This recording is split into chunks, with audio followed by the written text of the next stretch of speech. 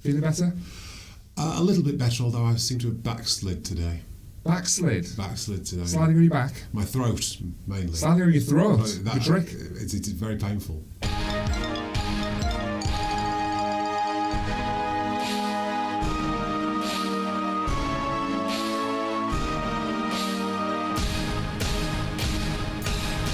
O2's network might be a shamble, but this one isn't. It's the Shires and Island network. I am Tom Shires. And I'm still Mike Island. And this is the Shires and Island agenda. We're about movies and more right here on the Shires and Island network on YouTube, as well as hwdhospitalradio.com. And this week you can put the emphasis not just on the movies, you can put the emphasis on the and more, because we're going to be talking about more than just movies. That we are. Mike Island's skin, it will crawl in a creepy crawly edition of our quiz, may contain spoilers. And we got mashups as well. All that and more now!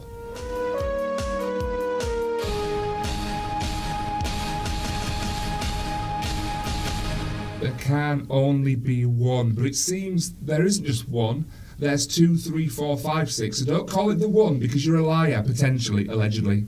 Yeah, because we don't want to get in trouble with the authorities in California who are auctioning off one of Mark Hamill, the singular lightsaber that was used by Mark Hamill in the original Star Wars. Apparently it's an auction that's being held by History's Blockbuster Hollywood Treasures in Los Angeles in December. On their website lists one of the lots as the original Mark Hamill quotes Luke Skywalker lightsaber, estimated to sell for $200,000. That's 157,000 British pounds. Sounds cheaper that way. The issue here, of course, is the use of the definite article, isn't it? When you say the original, you imply that only one exists, whereas if you say an original, that implies that, of course, there are more out there, which perhaps would be more accurate according to Luke Skywalker himself, who's alive. He's still alive, apparently. Spoiler alert. And he's providing Twitter warnings. He said on said social media service, "Be advised, there was no one lightsaber I used in the films, but many, and he put that in capitals, both of myself and my stunt double. Multiple..." Whoa, stunt double? What stunts are there in episode 4? Luke was swinging across the Death Star. Because he was wearing it. Not that he was wielding it, but it was just clipped on his belt. I suppose it was clipped on his belt. Maybe there's a special belt clippy lightsaber. Don't sell. I suppose they probably do sell those.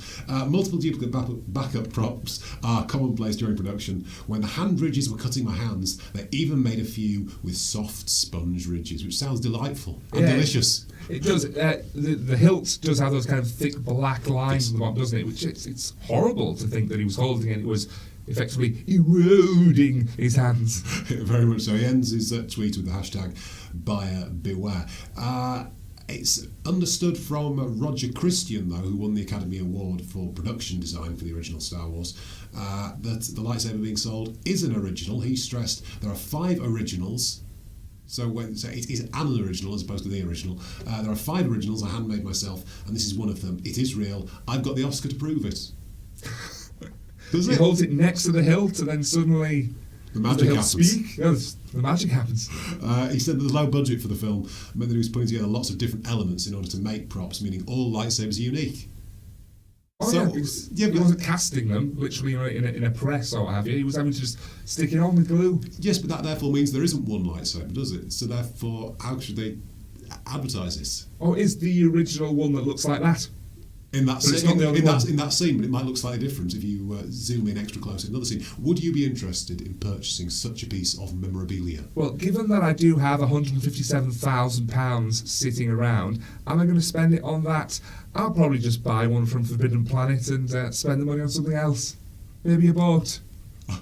Okay, but are you interested in memorabilia at all? What about autographs and things like that? Yeah, I do have a couple of autographs from celebrities, and I did gather them myself. I wish I had, because that would of course meant that I'd have met the person in question. I like the idea of the physicality of that was on set. I've looked at various things like buying newspapers from films that were used on set, because I like the fact that was there, that was in the room. I have some wrestling things that were, say, at various events, so they were 8-12 feet away from the action when it happened. I like the fact that if that chair could talk, what would it say? Stop sitting on me! The Jedi Knights were the guardians of peace and justice in the Old Republic, before the Dark Times, before the Agenda. You're listening to the Shires and Ireland Agenda. So then, the Hayden Christian lightsaber, in case you're wondering, wanting to pick that up, that sold for 110,000, talking about the one that he uses in Revenge of the Sith. Also, the one that does become Luke's, in inverted commas, even though that's not the original one, I dare say. Yeah, but I looked at an image that was supposedly that one, and it didn't look like the one for episode 4. I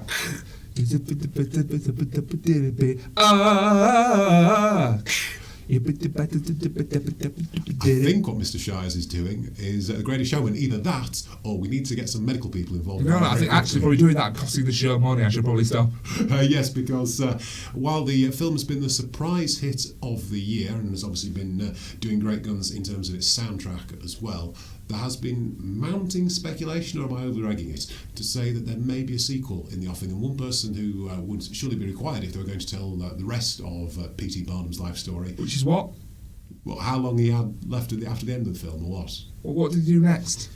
He put on The Greatest Show, and then he put on an average show, mediocre show. He franchised the show. All right. I'm not sure whether he did or not, but look, he was an impresario, an entrepreneur, a chanteuse. Therefore, no, I don't think he was a chanteuse. Therefore, Chanteur, wouldn't he? Chanteuse would be a lady singer? A lady, I assume so. I'm guessing he would appreciate the chutzpah of making a second Greatest Showman. But yes, Hugh Jackman has said that he would be interested in all the money. In all the lovely, lovely money that could come his way if they did make a sequel. Telling the media this week, if a genuine opportunity came up where it felt like the right thing to do, then yep, I'd get the top hat back out.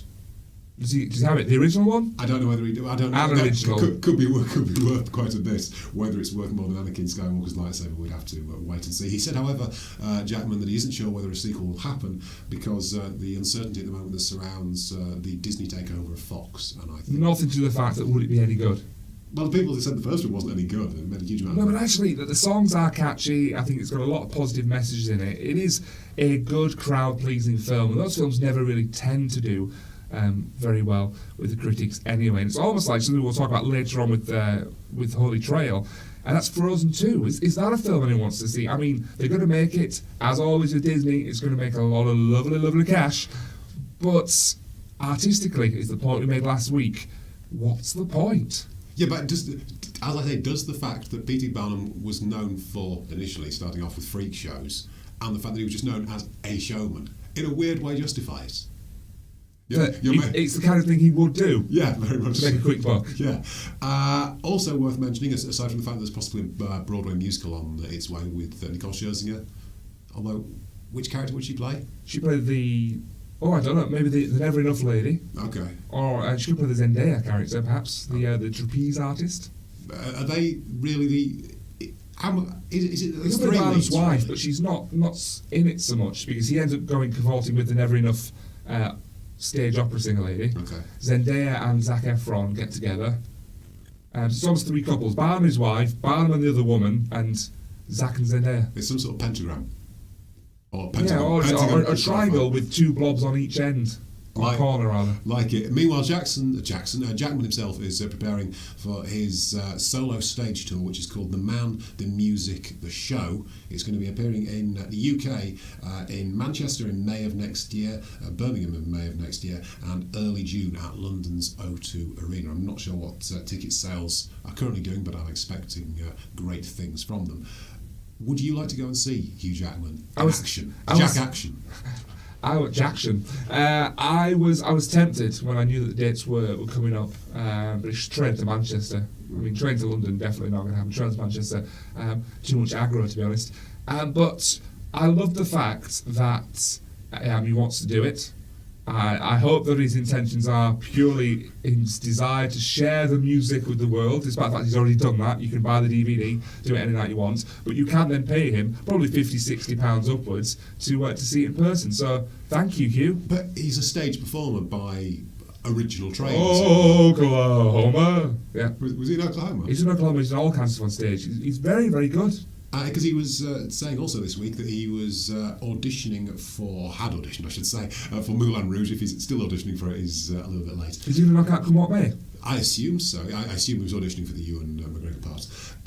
Chicago, also a movie that he was interested in at the time, because both of those were around sort of 2000, 2001, so it was just when he hadn't yet... Is it Billy Flynn? Yes. Billy Flynn, the Yes. Richard Gere character, we assume? We assume so, yeah. So I think he's got the vocals, he's got the stage presence, and... He's got the claws. He's got the claws, and he's Into your lovely, lovely cash.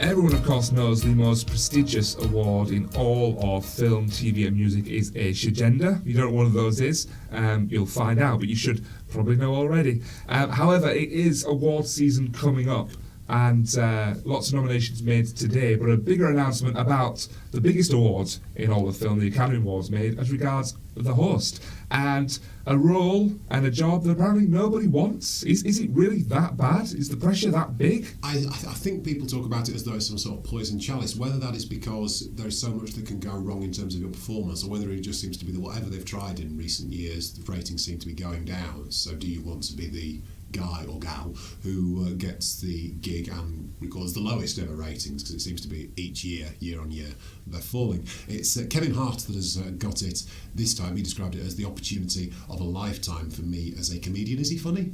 I've seen him in Jumanji: Welcome to the Jungle. Okay. He was amusing. He's loud, he's creative, he's animated. I think he'll do a good job. He's animated. Not in the film, he plays himself, a human.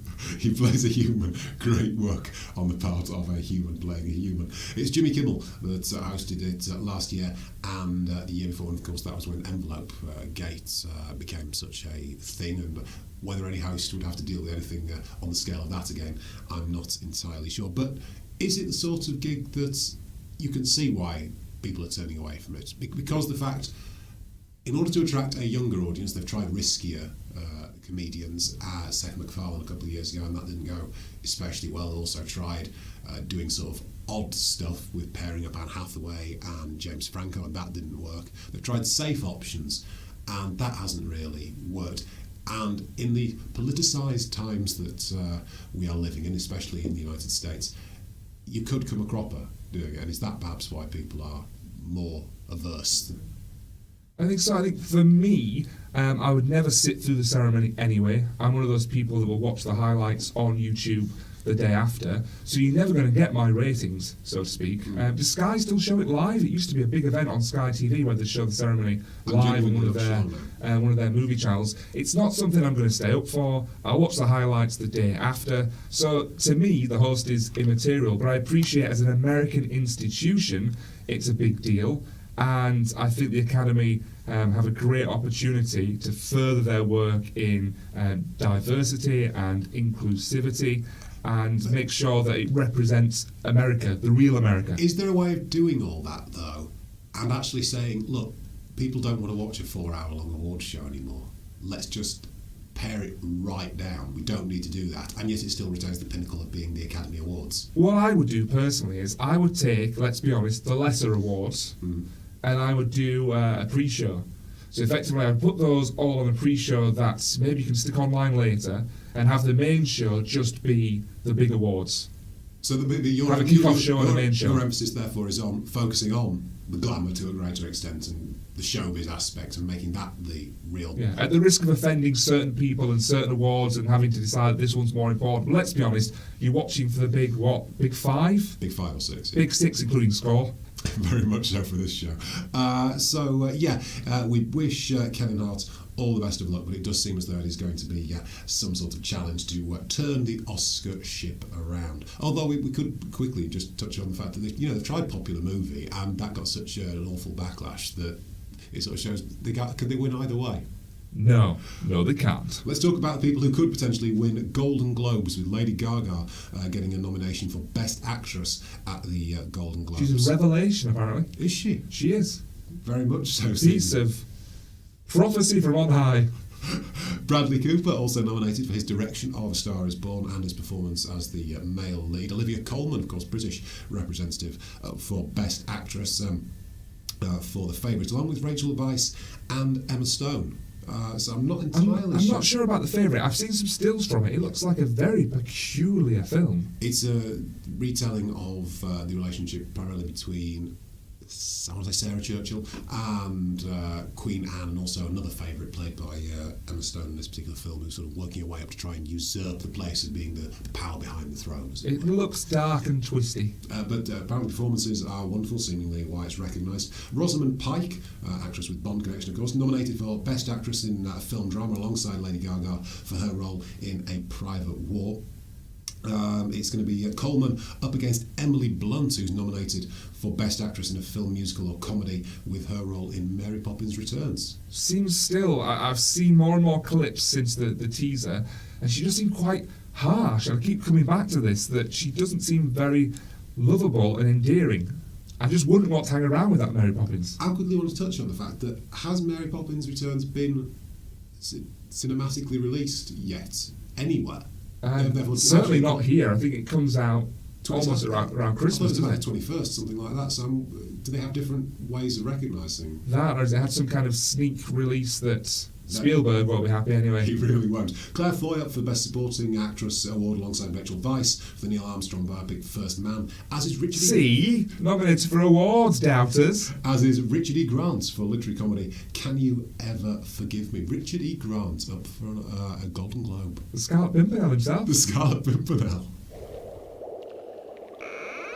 It is a mash. It is a movie mash. A movie mash. A movie mash up. It is a mash. It is a movie A mash. movie mash. A movie mash up. It is a mash. It is a movie mash. Read the comic, now see the movie. When a quadrumvirate of adventurous astronauts are exposed to a cloud of cosmic energy, they get more than they bargained for, as they discover when they meet up again a series of formal social engagements and combine to stop the nefarious scheme of a villain who would like to stop the clocks. For them all, it's the year's greatest superhero rom-com, starring Hugh Grant, Jessica Alba, Michael Chiklis, James Fleet and Simon Callow. This is absolutely inspired. Fantastic 4 weddings and a funeral. Yes. Would you like to see that film? Yes. Is it coming for comic relief? I would really hope it would, because, there is a wedding at the start of the second one, if I'm correct. Is it on a rooftop? On top of the, what's the building called? The Baxter The Building. Baxter Building, yeah. Okay.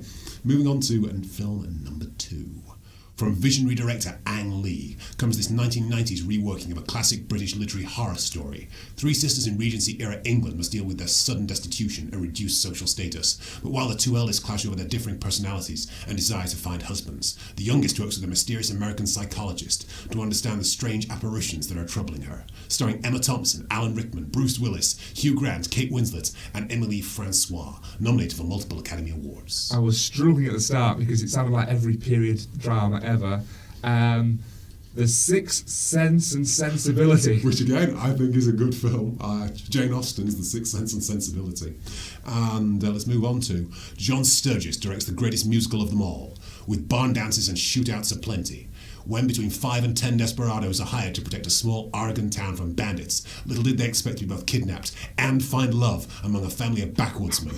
Bless your beautiful hide. There was a time when I would have caught all 7, starring Yul Brynner, Steve McQueen, Howard Keel, and Jane Powell. The magnificent 7 brides for 7 brothers. Yes. And we will end on James Bond is back, and in half of the best Bond film of all time. Pierce Brosnan returns as Secret Agent 007, and this time he's out for vengeance, battling a megalomaniacal media tycoon who plans to start a war between China and the United States. Bond must overcome treachery within MI6 and horrifying CG icebergs. Also starring Judi Dench, Jonathan Pryce, Halle Berry, Michelle Yeoh, Rosamund Pike, Samantha Bond, Desmond Llewellyn, Jeffrey Palmer, Colin Salmon, and a professional who is just doing a job. Also featuring Madonna. So, Tomorrow Never Dies Another Day. Which again I think would work as a film.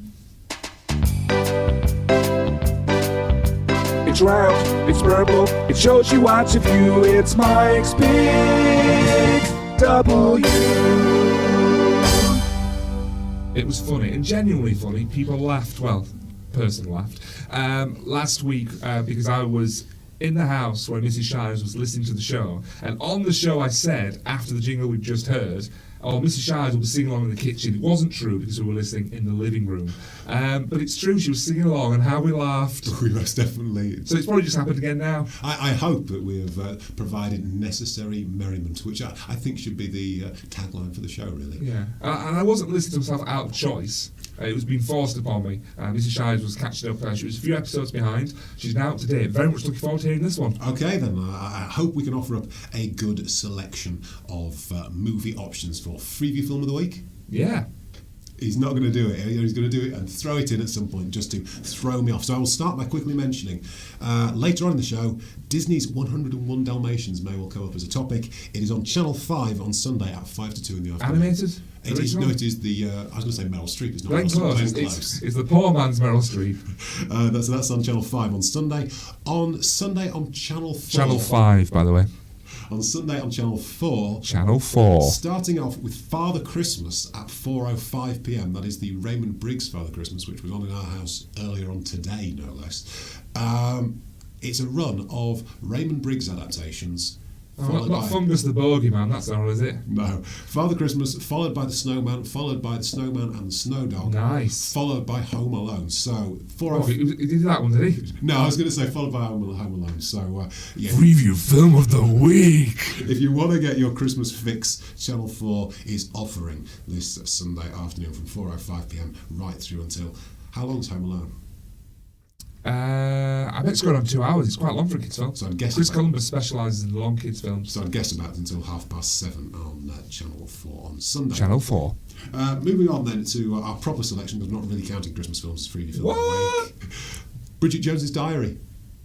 There's now been a third entry, which is still yet to receive a terrestrial debut. Bridget Jones's Baby. Bridget Jones's Baby. But the first one is on Saturday on 9 o'clock on ITVB. Oh, come on, it's not even a proper channel. It doesn't have a number. You made it up. ITVB is channel number 29. 26. Oh, they just turned it the other way around. What I've got channel... What, the 6? Oh, right, okay. Or the 9, flip it round and it comes to the other one, doesn't it? It most definitely does. Do all the numbers. Have you seen any of the Bridget Jones films? I've seen the first two. So I've seen Diary and Edge of Reason. And which is the better? Sequel has its moments, and the first one is stronger, but I've not seen her baby yet. Okay. It is Christmas set, isn't it, part of the first one? Yes, yeah, there's a gathering at her parents' house where everyone wears ridiculous Christmas jumpers, I think. Okay. On Channel 4 on Saturday. Channel 4. On Saturday at 9 p.m. there is most definitely a terrestrial premiere, as they used to be called. Robert Zemeckis, most usually associated these days with sort of family fare, I guess Back to the Future being the thing that sort of tarred him with that particular brush, in a good way. Can you be positively tarred? Anyway, no comment. Allied is a Second World War romantic thriller, if there is such a beast, directed by the aforementioned Zemeckis and starring Brad Pitt and Marion Cotillard. He plays a Canadian Air Force pilot who is behind enemy lines and on a secret mission which involves a trip to Casablanca, I think I'm right in saying, where he meets the aforementioned Cotillard and romance ensues, but is there more going on underneath the surface? Oh, it's no Polar Express. It most definitely isn't. And I suppose for that we should all be thankful. Let's move on to 10 o'clock on Saturday on Dave. Dave, channel number... Ooh, I'm going to go for 23. 12. Oh.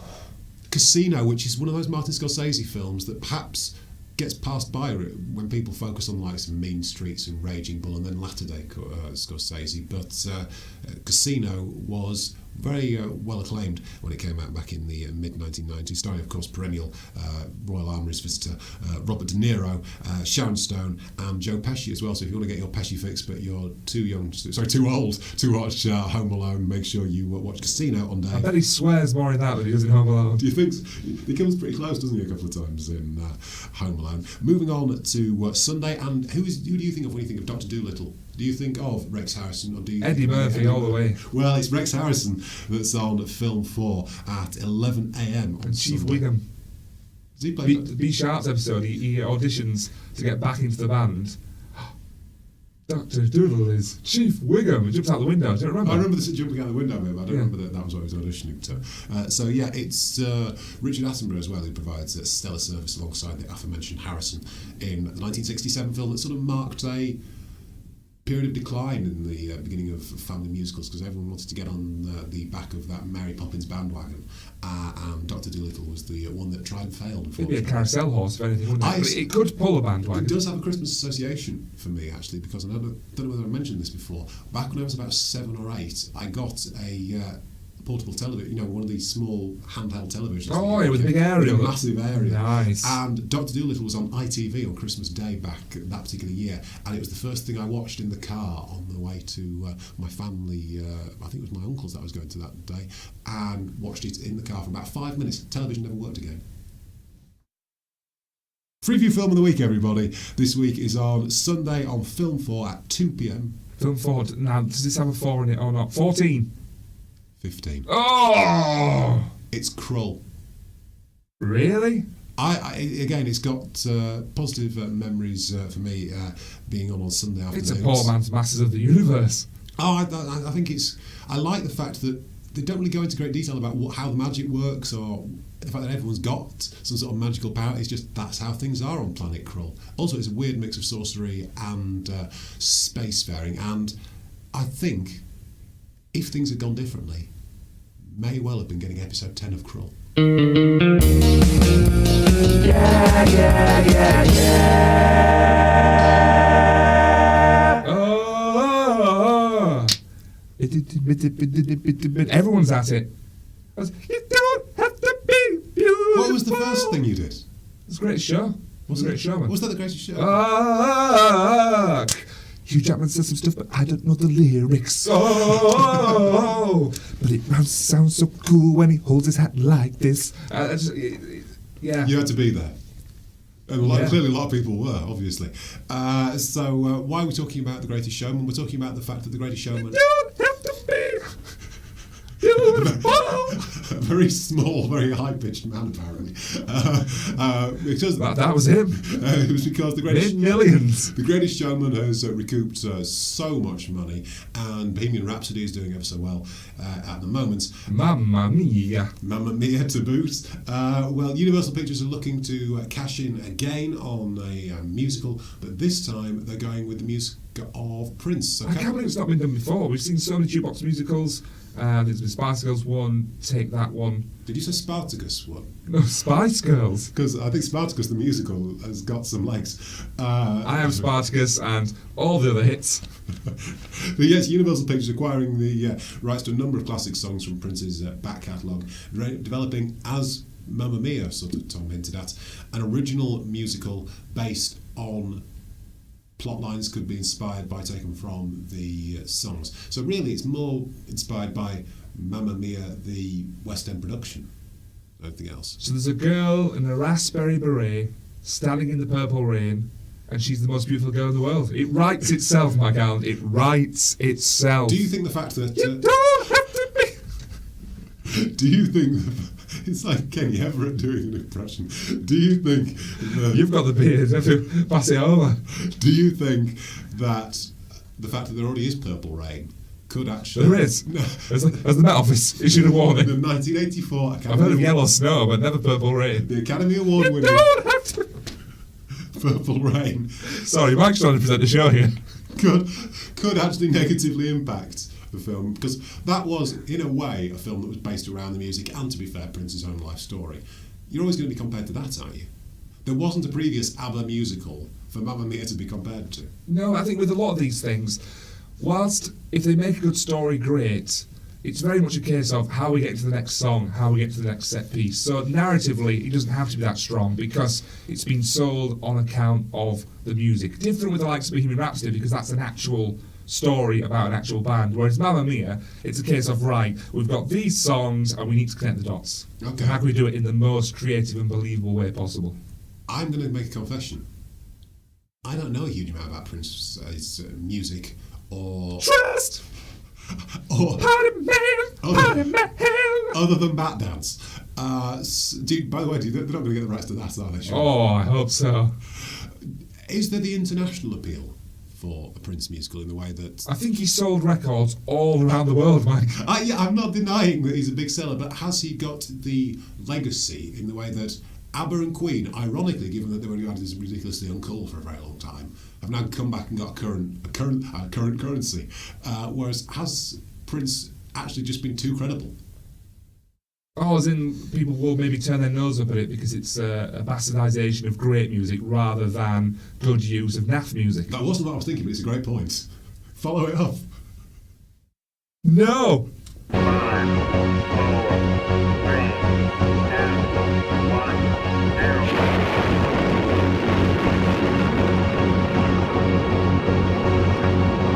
Push his buttons and turn him on. Send from the future to beat the modern. 900 channels watch paint on the wall. He's the hero who'll save us all. Goggletron, Goggletron, put it on, it's called a Goggletron. Goggletron, Goggletron. I've been possessed by Prince. He most definitely has. We mentioned it before that Hulu, did we say? Hulu, yeah, American streaming service. We're making a For Weddings and a Funeral streaming series. Mindy Kaling? Mindy Kaling. Not Mindy Kapoor. No, I mixed and matched. But Although Kelly Carling sounds like a good name, write it down. okay, Superhero in the making. would it be spelled with a K or with a C? Double K. Double K. KK to her friends. Okay, she's not anywhere related to former England rugby captain Will Carling. Possibly. Is Royal it? connection. Is it? You're possessed by a prince. Okay then. We're talking about the original Four Weddings and a Funeral though, because the cast of the original Four Weddings and a Funeral are set to reunite for a Red Nose Day special next year. When I saw it said that they were going to reunite, I immediately thought, oh, there's a sequel. I thought they were just going to come on stage and just wave. Like a prince. When it said it was a Red Nose Day, I don't want to make this sound as though I'm disparaging Red Nose Day, because I'm not, the amount of work it does. However, part of me did go, oh. And the problem is, a lot of Richard Curtis's shorts are just bad. I'm not talking about his wardrobe. Just when they're doing the thicker deeper ones, he gets quite preachy nowadays. Is that ever since he did the G8 one with Bill Nye back in, I think it was 2007 or something? Yeah, like that? I just think Curtis has lost his golden touch. What's he done that's been good lately? It's a good question. You know, to... The fact that we don't know means nothing. It means something to us. The fact that we don't know means everything. But yes, You don't! Hugh Grant, Andy McDowell, Kristen Scott Thomas, who I wouldn't have thought was the sort of person that would be jolly, is going to be reuniting in a short film penned by the aforementioned Curtis. Can't say no to charity, can you?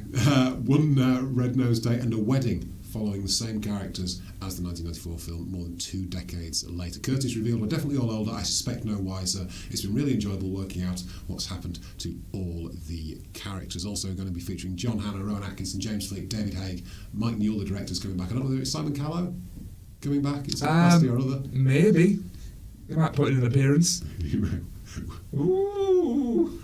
And I don't know. It was a bit too early, I suppose, for me to find it as... Was it 94? Yeah, Was it earlier than yeah, I think it was 94. Yeah, it was too Too early. many Fs for me. Too many Fs. Okay.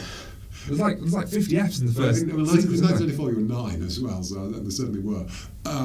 But I always think of Richard Curtis as being more sort of, and I love actually more Notting Hill than Four Weddings and a Funeral, which is unfair perhaps, given that it's the most critically acclaimed of them. But will you be tuning in specifically because of it? Will it make you put your pound in your pocket in your... Box in my nose? Your hand My in pound in your, my nose. your hand in your pocket, get out a pound for comic relief. I always give to Children in Need, Comic Relief and the like. I'll be honest, we tend to record the telethon. We did it with Children in Need, recorded that, we recorded the Best Bits programme, and we skipped through the Best Bits programme. So exactly the same will happen for Comic Relief. They'll get my money, but they won't get my time. So it doesn't matter in effect what they put on the screen. Well, no, because I'll just whiz through it if it's rubbish. Yes, I'm saying they don't need to go to the effort that they're doing in getting the likes of morose Christian. No, you've got my Cox pound. office. You've got £1. Call it quits. You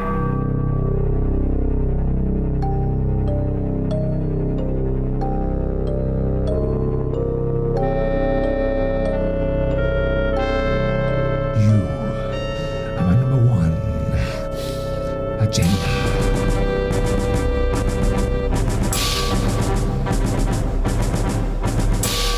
listening to the Shires and Ireland Agenda. So Mr. Shires was watching a clip with Rupert Grint with his ginger hair all kind of smoothed over to one side. He's got himself a moustache and might stuck it on. And she just went, why is Poirot bald? Well, he's never been a hairy man, has he? But he's completely bald, apparently. And now played by an American. Is he quite slight? John Malkovich. Yeah. I think he probably is. Yeah, he's got a very round face, so you would think he perhaps have a He doesn't stocky really have the lip. kind of the pompous bulk, if you will, of Poirot that I seem to picture. Different interpretations, though. Well, how many different versions of Poirot? Have you just seen the David Suchet I've seen one? Branagh, I've seen the Murder on the Orient Okay. Express. And Wonderful moustache. Rest of it, it's all right. it could have been Richard Curtis that wrote it. Yeah, I've seen Ustinov. Okay. He was all right, but it's all about sushi. But this Can't time, touch him. This time it's about Malkovich, Grint, Fitzgerald, Buchan and Farthing. It's on Boxing Day, the ABC Murders on BBC One at 9 p.m, which I don't know whether I'm going to watch it. I don't know whether I'm going to watch Luther, because... It looked scary. I saw an advert and it looked like some strange stalkery, murdery person with a load of light bulbs strapped to their head, following people around. Well, that's the- Which isn't... You're not very inconspicuous, are you?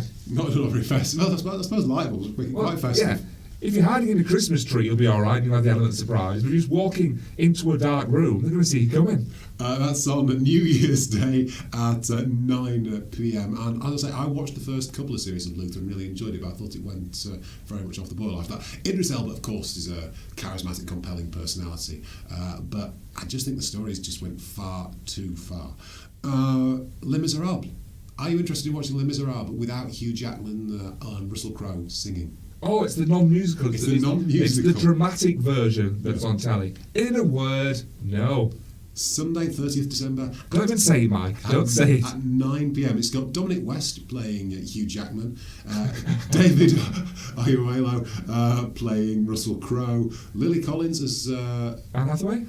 I'm not... Was it Fantine? Fantine, yeah. That's okay. Anne Hathaway character. It's Adil Akhtar and Olivia Colman who play... Sacha Baron Sacha Cohen Baron and Tim Burton's wife. Helena Bonham Carter. That's it. Or ex-wife. As was. Still live next door to each other, do they? I'm not sure whether they do, maybe. They've locked the door between the houses, though, haven't they? There's a new David Walliams. Have you got into the BBC tradition of David Walliams film? Or sort of, I don't know, they call them short films.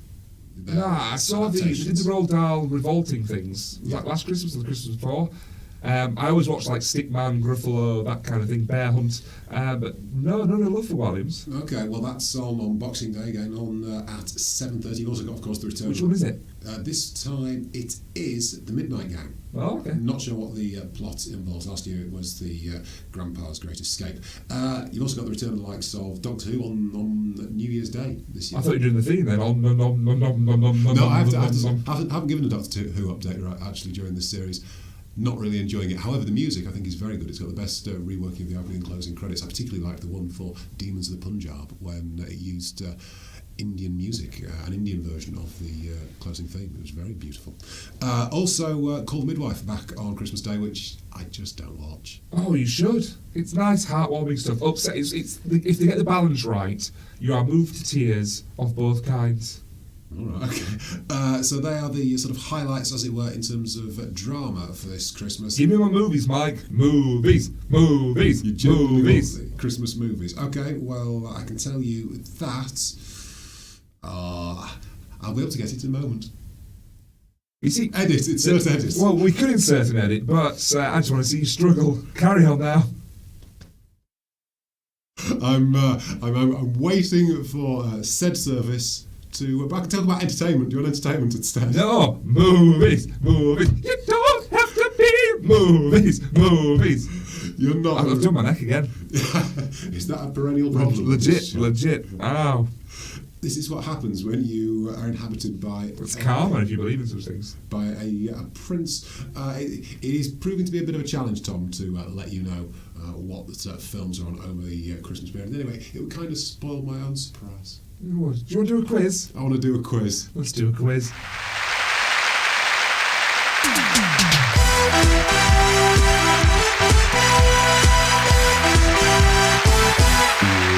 Welcome back. You've been spinning webs any size, catching thieves just like flies all night. Mike, are you ready for the final round? Insert comedy line here. For tonight's grand prize, a microscopic item of your choosing, Your category is Bugs Lives. To celebrate the home video release of Ant-Man and the Wasp, all you have to do is name the creepy crawly properties from the actors and characters I'll give you. There are bonus points for lice, mites and bites, and this round may contain spoilers. The quiz ends with total infestation. Are you ready to begin? Ow! Stop bugging me! Begin. Aidan Panettiere is Dot. A Bug's Life. Sharon Stone is Princess Bala. Ants. David Arquette is Chris McCormick. Ants 2? No, ants. David Arquette fighting huge bugs. It's Starship Troopers? No, he wasn't in that. It's a comedy, apparently. Is it Evolution? Is that what it's called? No, it's not that, but it's of that ilk. Oh. Imagine spiders and they're really ugly. What would you call them? Ugly spiders. Eight-legged freaks. Oh, yes, I'm familiar with that. Jeff Goldblum is Seth Brundle. Is he? He was. In a film that you've just referred to. The kind of bugs, creepy crawlies. It's flies. The fly. Peter Serafinowicz is the title character. Darth Maul, the movie? Maybe, perhaps. It's The Tick. The Tick. Macho Man Randy Savage is Bonesaw McGraw. Is that from The Simpsons? No, it's not. He's a character who goes one-on-one with a superhero in his pajamas. Captain Underpants? Bonesaw! He's in a cage and the character wants to make some money. Spider-Man. Spider-Man. Ashton Kutcher is Evan Treborn. Evan Treborn. Ashton. Dude, Yeah. it's not one of the Dude films. No, it's the idea of a small event leading to a huge event. Big Fish. No, those are just big fish. The idea of if something very small happens here, there'll be a tidal wave. Oh, the butterfly effect. It is the butterfly effect. Morgan Freeman is Alex Cross. Along came a spider. It did. Sat down beside her and call the police. Was that the plot of the film? Yeah, pretty much.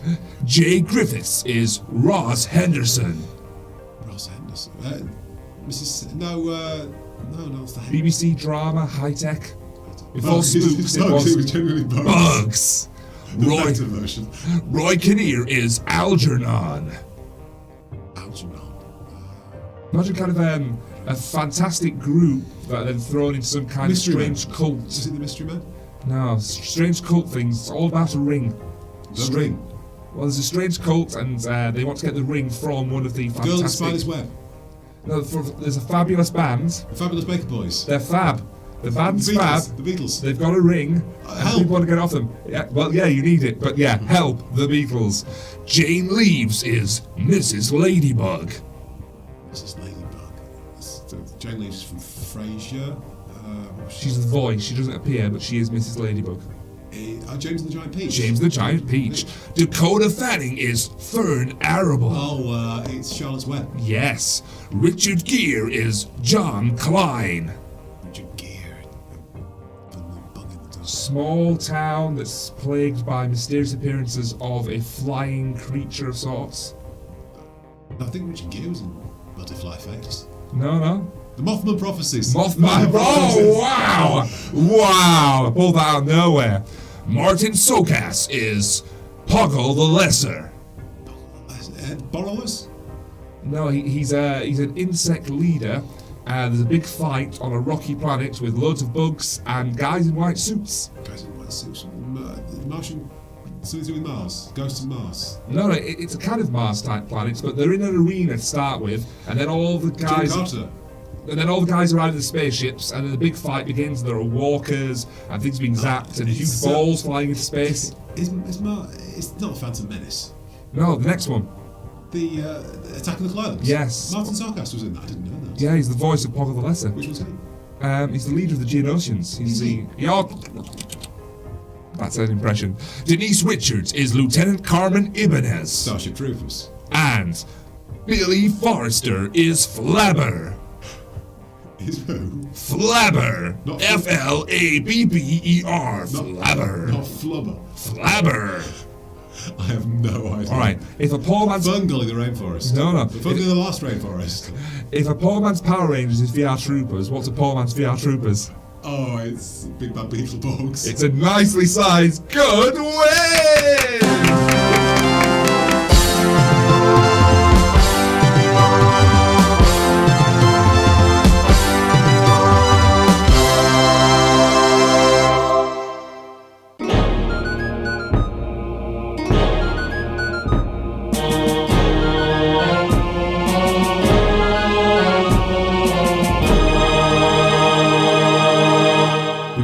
Much this week. One has arrived, one hasn't, and that is firstly the arrival of Captain Marvel and still anticipation for Avengers 4.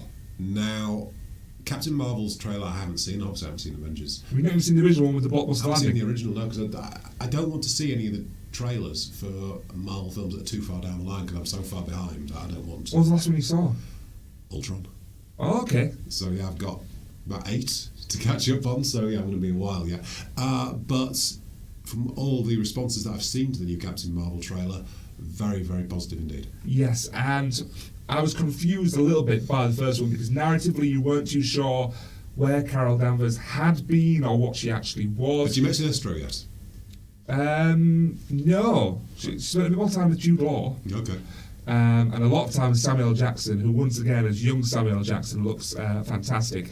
But it certainly paints the picture now of Carol Danvers, who has some kind of crash landing come accident, is effectively revived and becomes an alien, lives a life as an alien, as a Kree, that is mentioned, the word, in the trailer, but then starts to have flashbacks of the human life she had before the accident. Okay. But it seems that Jude Law is saying you don't know what you are. Now, is he referring to the fact that you're actually human that's become something else? Or has she been something special all along? I'm not sure. So do you think that it implied in the trailer, therefore, that the majority of the time is going to be spent in outer space, and therefore, if she turns up in Avengers 4, which implies that she's going to, it's going to be her coming back, and that she hasn't been back since? But she's shown on Earth looking at her kind of broken dog tags and things. Okay. So she's going to spend some time here. But one just hopes that's all the low-key stuff. Not low-key, well, who knows. But a lot of the battles and special effects is her doing kind of Green Lantern-esque things. I only say that because that's the visual reference we have in space. So hopefully the action happens there, because you do have the problem in the world of how do you explain away if something amazing happened with Captain Marvel on Earth, then surely say the world would have remembered. the Chitauri invasion isn't that big a deal because we saw this in the 80s. Yeah. So I think she's very much going to rediscover herself on Earth, but she'll become Captain Marvel very much in space. And is that what we have to assume Samuel L. Jackson was referring to with the whole Avengers initiative way back in Iron Man? The first one, when you become a part of a whole bigger world, the whole idea that he knows there are people out there who can do extraordinary things because Captain Marvel is someone that he's met. Yeah, and just still need to explain the pager. Doesn't make an appearance, I don't think, in this trailer, but I guess Nick Fury knew that the Chitauri invasion wasn't the end, Ultron wasn't the end, Civil War wasn't the end. He was holding on for that magic press. Okay. Quickly on the Avengers 4, I read an article this week that suggested actually what would be really clever of Marvel is because the anticipation is so high, don't release a trailer. Don't, ever. Don't release a trailer. I don't know what they would do when they went round to the turn of the press junkets. Because you'd have to show some. There's nothing to talk about, would they? Yeah, but I don't know. Do you think that's a genuine way they could go? Because in a way, people's imaginations, given what happened in Infinity War, can allow them to go in any direction they possibly want. Captain Marvel almost serves as a trailer. Therefore, you can only disappoint people. Yeah, I think if any trailer comes, it's going to be very much, one assumes, characters who are left, spoiler alert, dealing with the aftermath of the decimation, which is, of course, the official name now given to the snappening, or the snap, as it's become known. I don't think it'll show us too much, because really, they surely want to save that for the film. If they start showing that there's some kind of quantum realm time traveling thing going on, you said too much. Where's my sequel? Where's my sequel? I said, where's my sequel? Or prequel? Time is getting away with us, which forces us to drop an item, very much like Netflix has dropped Marvel properties over the past few weeks. But there's been a fallout, it seems. They want long, Marvel want long series, Netflix want shorter ones, and I think they've just kind of cut their losses really and said, do it on your own streaming service. And I also think that there's the possibility that Disney won't take up the option to make a continuation of, say, Daredevil, simply because it was an R-rated Netflix series, and I don't think Disney are going down that vein. Maybe not. But speaking of the House of Mouse, where's my sequel prequel, Cruella the Punk?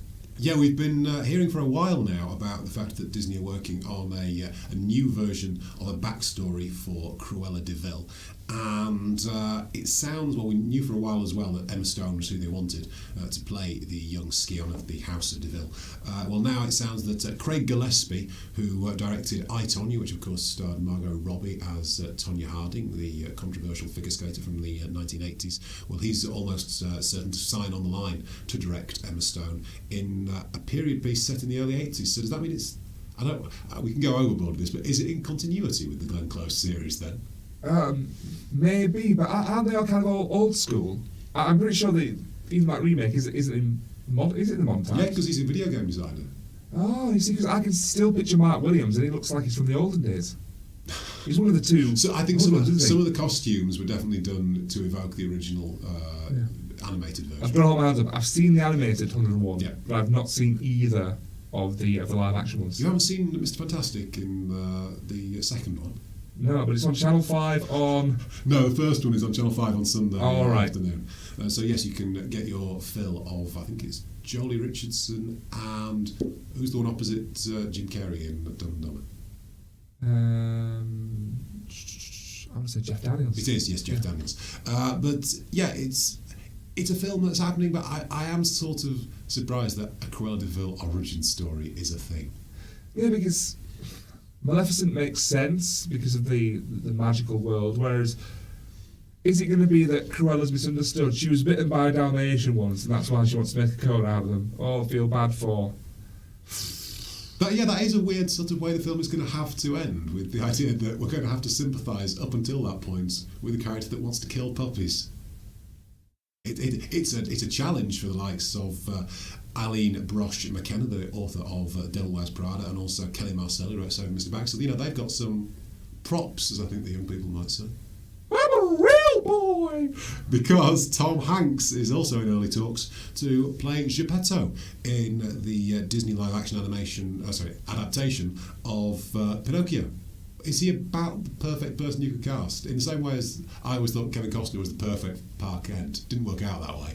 It didn't, but Tom Hanks just has that kind of love and fatherly quality that will really resonate. Because effectively, the acting's on him, isn't it?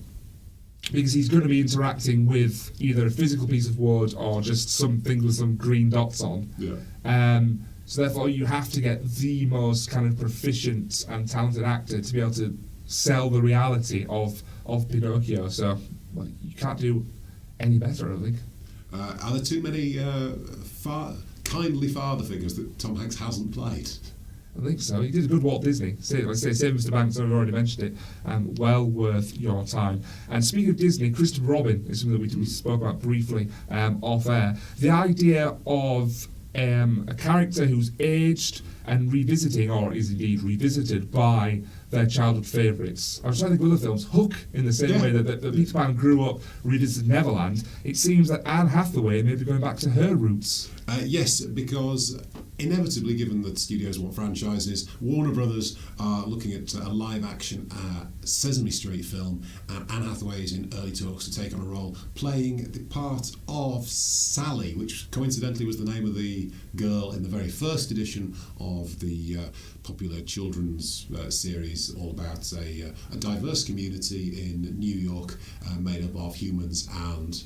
Are they still technically Muppets or not? I don't think they technically are, but we know they are. Okay, but yes, Sally was the name of the very first girl that found her way onto Sesame Street, and it sounds like the character that is going to be appearing in the new film is also called Sally, so as Tom sort of hints at, it's going to be about her going back and finding out...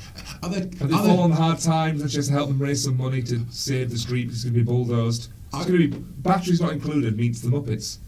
Which, to be honest... actually sounds a lot better now you've said it than I thought when we started this. You're listening to the Shires and Island Agenda. Father to a murdered son, husband to a million wife, and I will have my agenda. This episode of the Shires Our Agenda was brought to you by the letter U for You Don't Have to Be Beautiful. And the number 6, because it's a number. It is. I think it's one of the better numbers. Do you? Okay. Is it a prime number? I'm no good with prime numbers. Prime number is a number that's factors are 1 in itself. 6 has 1 and 6 as factors, but also 2 and 3. Therefore, not prime. Thank you, Mr. Shires. Until next time, take care. Ta-ra now. Bye, everybody.